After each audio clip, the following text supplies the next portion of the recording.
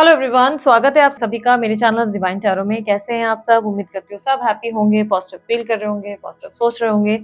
तो आज की जो रीडिंग करने जा रही हूँ इसका टॉपिक है आपके पार्टनर की ट्रू इंटेंशंस आपके लिए क्या है। बट सबसे पहले मैं आपकी रीडिंग करती हूँ और देखती हूँ आपकी अभी करंट एनर्जी क्या है और अब एक्सपेक्ट क्या कर सकते हैं आगे, और यूनिवर्स की गाइडेंस आपके लिए क्या है। ठीक है, तो यूनिवर्स प्लीज गाइड।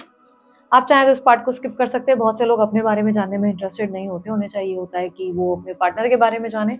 तो चेकआउट कर सकते हो, डायरेक्ट जाके अपने पार्टनर के बारे में आगे फॉरवर्ड कर सकते हो वीडियो। ठीक है, यूनिवर्स प्लीज गाइड मेरे व्यूवर्स के लिए उनकी current energy, healing, okay, guidance, rebel, near future, comparison. Okay,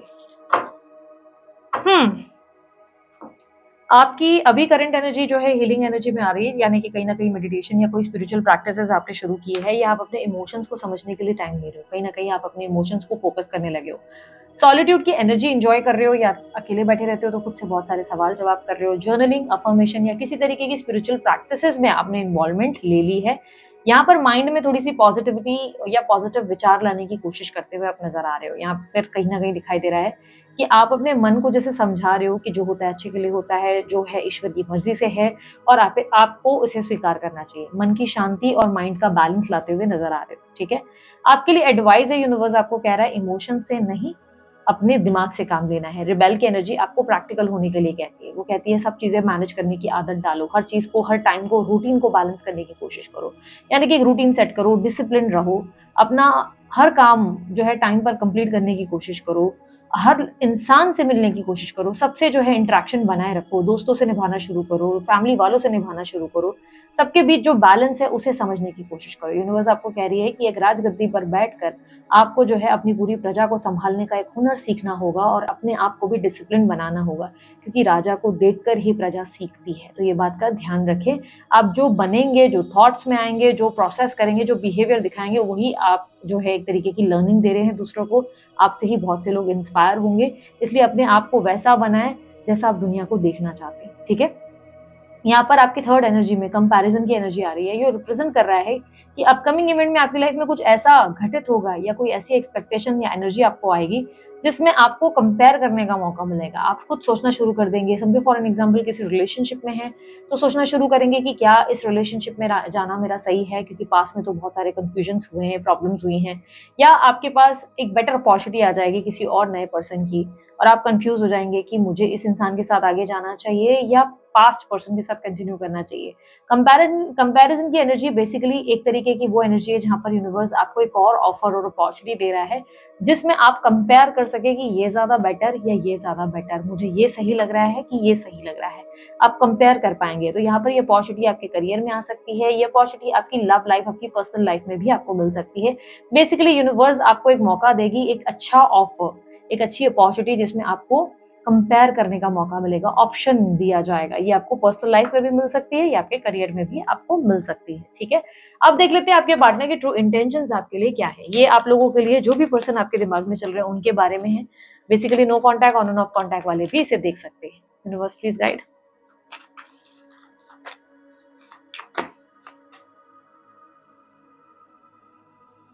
four of cups, star, hierophant, death, 10 of wands, and bottom of the deck में है 5 ऑफ पेंटिकल। आप लोग दोनों के बीच में बहुत ज्यादा डिफरेंसेस आ गए हैं। आपके पार्टनर को फील हो रहा है, ये आपके पार्टनर आपको चेस कर रहे हैं, भाग रहे हैं आपके पीछे, भाग रही हैं आपके पीछे। स्त्री पुरुष कुछ भी हो सकता है, कंफ्यूज मत हो जाना।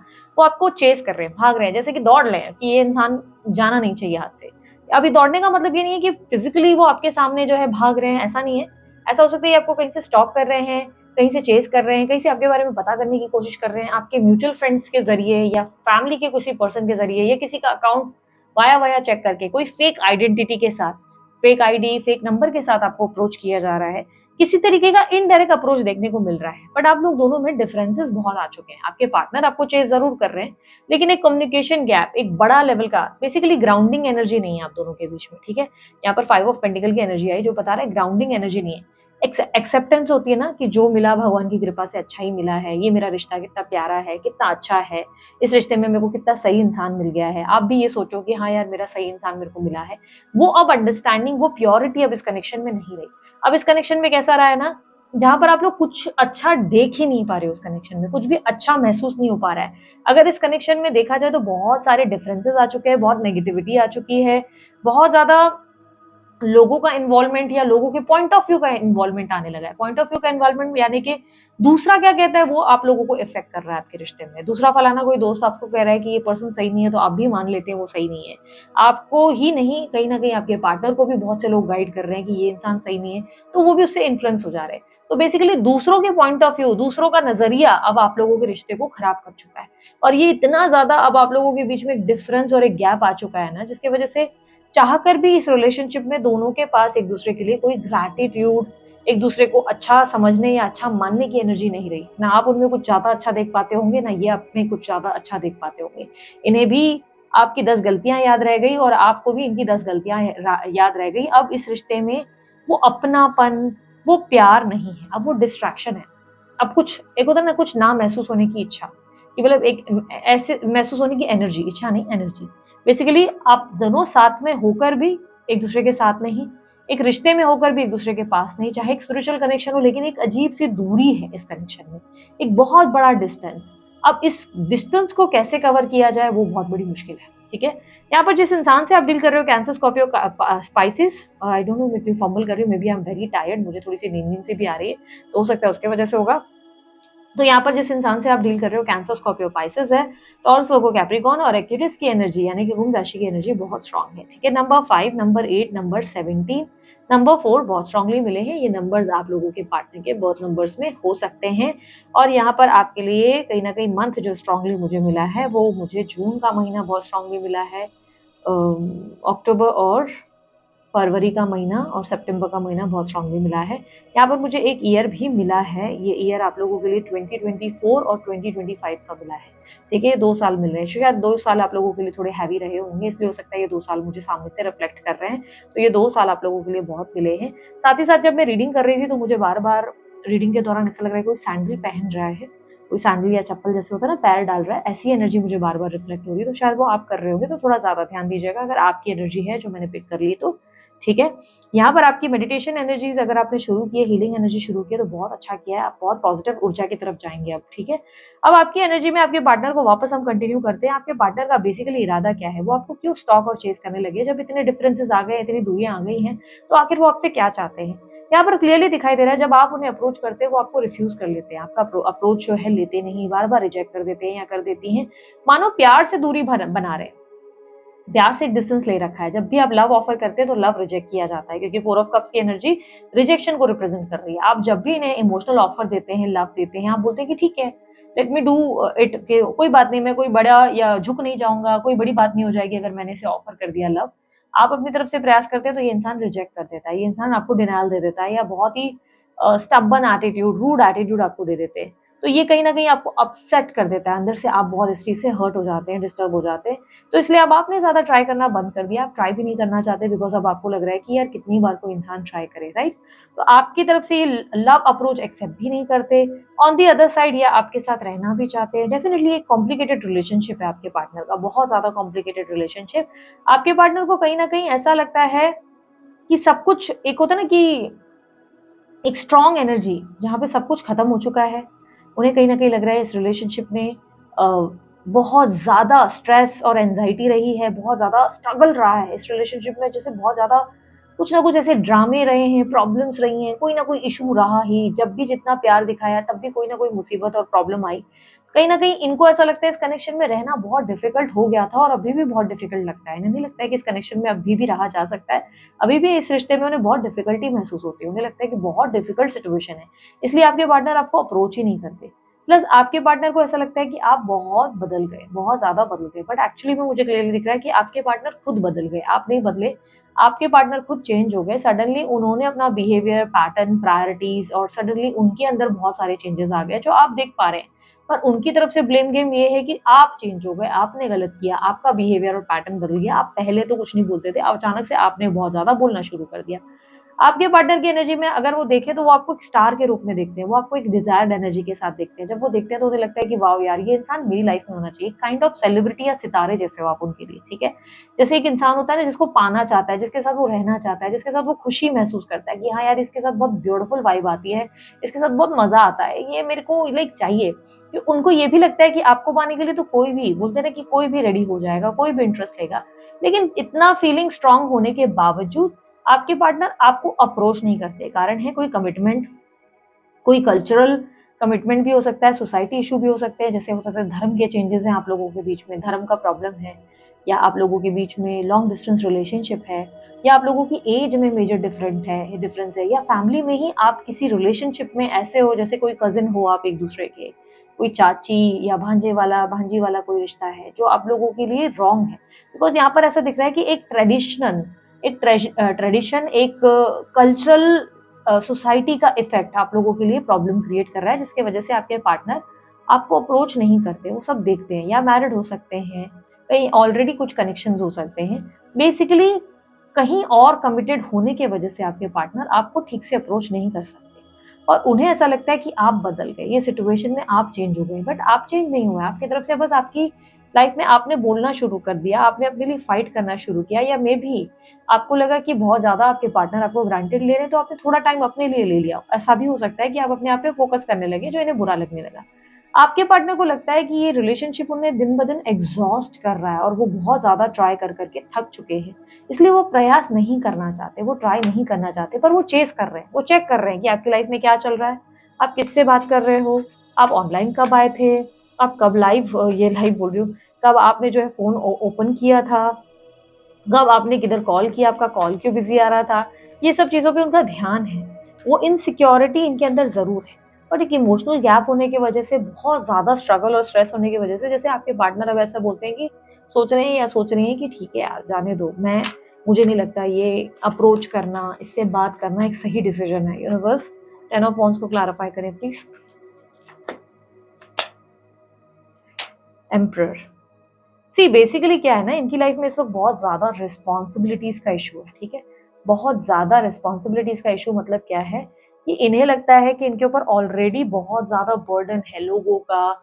लाइक हर कोई इनसे बहुत ज़्यादा की एक्सपेक्टेशंस कर रहा है कि ये कर लो, वो कर लो, फलाना। लाइक होता है कि घर वालों का प्रेशर, स्टडीज़ का प्रेशर, इसका प्रेशर, उसका प्रेशर, जिसकी वजह से आपके पार्टनर को ऐसा लगता है कि ऑलरेडी मेरे पास बहुत कुछ है करने के लिए, मेरे पास बहुत स्ट्रेस है भाई, ये है वो है, इसको भी देखूं, उसको भी देखूं, सब चीज़ें मुझे संभालनी है, इसके बाद मैं इसको भी संभालूं, कैसे मैं करूं, ये पॉसिबल नहीं है। ये आपको भी जैसे ऐसे देख रहे हैं कि आपके थ्रू उनका बर्डन कम नहीं हो रहा है, उल्टा बर्डन बढ़ जाता है, उल्टा और ज़्यादा एग्जॉशन बढ़ जाती है।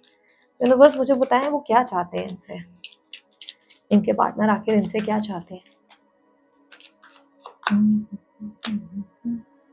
वो आपसे सिर्फ लव, केयर और बहुत ज़्यादा पैम्परिंग की उम्मीद करते हैं। वो चाहते हैं कि आप उन्हें लव दें, आप उनकी केयर करें, आप उनको समझें, आप उनको एक मदरली या फादरली एनर्जी दें, प्रोटेक्ट करें, आप उनकी छोटी-छोटी खुशियों का ध्यान रखें, आप उनको खुश रखने का प्रयास करें, आप उनके हिसाब से अवेलेबल रहें, जब भी उनकी इच्छा हो, जब भी उनको आपसे बात करनी हो, तब आप उनका साथ दें। यूनिवर्स मुझे बताएं और क्या चाहते हैं।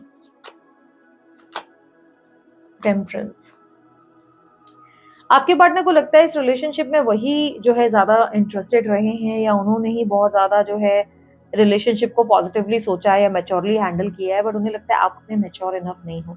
ये चाहते हैं कि आप भी उतना ही पॉजिटिवली इस रिश्ते को सोचें। आप ये ना सोचें कि उन्होंने आपके लिए क्या नहीं किया, आप ये सोचें उन्होंने आपके लिए कितना कुछ किया है, ठीक है। एक बात बोलूँ, थोड़ी सी आपको बुरी लगेगी, ठीक है, या आप में से कुछ लोगों को समझ में भी आ गई होगी ये बात, लेकिन एक बात मैं खुलेआम कहूँ, आपके पार्टनर देना कुछ नहीं चाहते, ठीक है। आपको देने में वो इंटरेस्टेड नहीं है। खुशियाँ, हैप्पीनेस, लव, वो बिना कुछ किए थक गए हैं, या बिना कुछ किए हैं वो थक गई हैं। जैसे उन्होंने गिव अप किया है कि अरे यार, ये तो मैंने बहुत कर लिया। थोड़ा-सा ही उन्होंने जो टाइम दिया उसको उन्होंने बिल्कुल ऐसा बना दिया कि ओह गॉड! मैंने बहुत किया। वो आपसे माँगने की इच्छा ज़्यादा रखते हैं कि ये मेरे को केयर करे, ये मेरे को लव दे, ये मेरे को टाइम दे, ये मेरे को अटेंशन दे। ये मेरे लिए ना हमेशा अवेलेबल रहे, चाहे जो हो, मैं कॉल करूँ, इसको अवेलेबल रहना है। इसको मेरे अंदर पॉजिटिविटी देखनी चाहिए क्योंकि मैं ऑलरेडी इसके लिए बहुत कुछ कर रहा हूँ। लेकिन आपके पार्टनर ये नहीं सोच रहे हैं, the person on your mind, जिस भी इंसान के बारे में आप सोच रहे हो, this person can be your crush, आपके क्रश हो सकते हैं ये, this person can be your new love, ये न्यू लव हो सकते हैं आपकी लाइफ के, this person can be your x, ये आपके एक्स भी हो सकते हैं।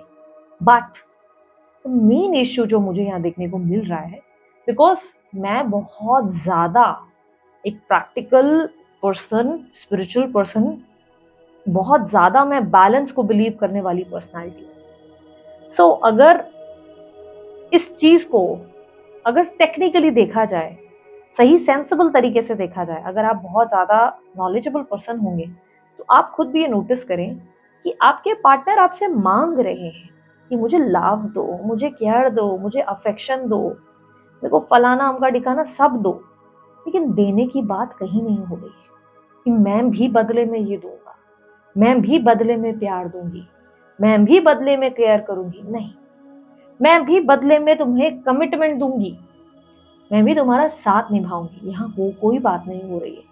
So if you remember, starting of the reading में आपके लिए आया था इमोशनल नहीं होके दिमाग से सोचने की जरूरत है। तो ये यही तरीका है, यही आपको यूनिवर्स बताने की कोशिश कर रहा है कि जिस इंसान से आप डील कर रहे हो ना, वो इंसान सिर्फ तुमसे लेने आया है, वो तुम्हारी एनर्जीज खींच रहा है या खींच रही है। तुम मेरे लिए तारे लेकर आओ, चांद लेकर आओ, तुम मेरे लिए सारे बोलते ना जहान ब्रह्मांड की खुशियां लेकर आओ, लेकिन मैं जब तुम्हारे बारे में तुम्हारे लिए कुछ करूंगी तो सॉरी, मेरे से पॉसिबल नहीं है, तुम मुझसे ज्यादा की उम्मीद कर रहे हो। Relationship equal give and take का नाम है। यूनिवर्स आपको वही गाइडेंस दे रही थी, बी द रिबेल। रिबेल का मतलब क्या? Raja of your life, be the leader of your life. आपको अपनी लाइफ का लीडर होना पड़ेगा। आपको सामने वाले को बताना पड़ेगा कि ठीक है भाई, तुम्हें प्यार ये वो सब मिलेगा, बट तुम जो मुझे दोगे मैं उसका रिटर्न ही तुम्हें दूंगा। सिंपल सी लैंग्वेज में मैंने अपनी कुछ वीडियोस में समझाया था, अगर सामने वाला आपको जो है 500 रुपीज दे रहा है तो आपको 500 ही लौटाना है। आपको देखना होगा कि क्या वो 500 दे रहा है, मुझे भी 500 देना है, 50,000 दे रहा है, मैं भी 50,000 दूंगा। बट ये गलत होगा कि अगर सामने वाले ने आपको जो है 500 दिया लेकिन आपने बदले में 50,000 दे दिया, तो यहाँ पर बेवकूफ कौन? आप। गलती करने वाला कौन? आप। किसने कहा था ये करने के लिए? आपका खुद का मन है ये कर रहे हो। और उसके बाद क्या होता है ना कि जब आप उस इंसान के लिए करते चले जाते हो इस उम्मीद में कि एक दिन वो सुधर जाएगा या सुधर जाएगी, तो यहाँ पर पता है क्या होता है कि आप देते चले जाते हो, ड्रेन होते चले जाते हो, आपका पूरा मटका खाली होता चला जा रहा है, पूरे सूख जाते हो, और मटका जब पूरी तरह सूख जाता है तो वो टूट जाता है, क्रैक्स आ जाते हैं ना, वैसा हो जाएगा। तो आपको ना थोड़ा सेंसिबल होना पड़ेगा। इक्वल गिव एंड टेक देखो, और नहीं हो रही है किसी भी रिश्ते में, अगर नहीं हो रहा है तो उस रिश्ते को छोड़ना ही फायदेमंद होता है। उस रिश्ते को छोड़ना होगा और बेटर ऑप्शन ढूंढना पड़ेगा कि आपको कोई बेहतर मिले, और तुरंत नहीं, पहले अपने आप को समझ लो और फिर किसी कनेक्शन में जाना। और ऐसे कनेक्शन में जहां पर इक्वल गिव एंड टेक हो, अगर नहीं हो रही ना, तो उस रिश्ते में रहने की बेवकूफ़ी मत करना। क्योंकि आज आप उस रिश्ते में एक पल के लिए खुश हो जाओगे, शायद उस यूनियन से हैप्पीनेस मिल जाएगी, वो 1 महीने की हैप्पीनेस होगी, ठीक है, 1 महीने के बाद आप फिर अपने आप को ब्लेम करोगे कि मैंने पता नहीं कौन सा ऐसा कर्म किया है यार, ये इंसान मुझे कमिटमेंट क्यों नहीं देता, मैं इसको इतना प्यार देती हूँ, मैं इसको इतना प्यार देता हूँ, मैं इसे अपना वक्त देता हूँ, चाहे जो हो जाए, जितना भी काम हो, मैं इसके लिए खड़ा रहता हूँ, खड़ी रहती हूँ, इसके फाइनेंशियल इश्यूज तक मैं देखती हूँ, पर यार ये इंसान सिर्फ मुझे कमिटमेंट नहीं दे सकता, मेरे लिए एक स्टैंड नहीं ले सकता, मेरे लिए छोटी छोटी चीजें नहीं देख सकता क्या? वहां आप ट्रिगर्ड होते हो, फिर आपके ऊपर इमोशनल स्ट्रेस, डिप्रेशन, एंजाइटी शुरू होती है। पता है क्या होता है? उसके बाद आप सामने वाले को ब्लेम करना शुरू करते हो, तूने ये किया, तूने वो किया, तूने मुझे समय नहीं दिया। पर यहाँ पे पूरे ड्रामे के दौरान गलत कौन था? आप। आपने दे दिया ना, तो आपकी आत्मा इस बात के लिए आपको हर्ट कर रही है कि देखा, मैंने मना किया था, तूने नहीं सुना। उससे आपको पेन महसूस होता है, और वो जो रिग्रेट वाली, गिल्ट वाली एनर्जी है ना, वो आपकी बर्स्ट आउट होकर सामने वाले पे आती है। एक्सपेक्टेशंस जो हर्ट हो जाती है, आप सामने वाले को ब्लेम करते हो, पर डे 1 से ही आपको सब पता था कि सामने वाला कितना कर सकता है, उसकी कितनी क्षमता है और कितनी नहीं। समझदारी करोगे तभी ही तरक्की होगी, वरना लाइफ में ऐसे स्टक रह जाओगे। ठीक है, ओवरऑल ये थी आप लोगों की रीडिंग। इस रीडिंग में जो ट्रू इंटेंशंस इनके मिले हैं, ये आपसे मांगने की इच्छा ज़्यादा रखते हैं, देने की कम। तो अगर आपको लगता है कनेक्शन सही है तो ऑल द वेरी बेस्ट, और आपको लगता है कि नहीं है तो ठीक है, ये भी अच्छा डिसीजन है। अपने आप को बस दिमाग से काम लेने के लिए तैयार करें, कोई भी डिसीजन रॉन्ग ना ले। ठीक है, तो अभी के लिए इतना ही, मैं चलती हूँ, अपना ध्यान रखें, मुस्कुराते रहें, बाय, टेक केयर, ओम साई राम।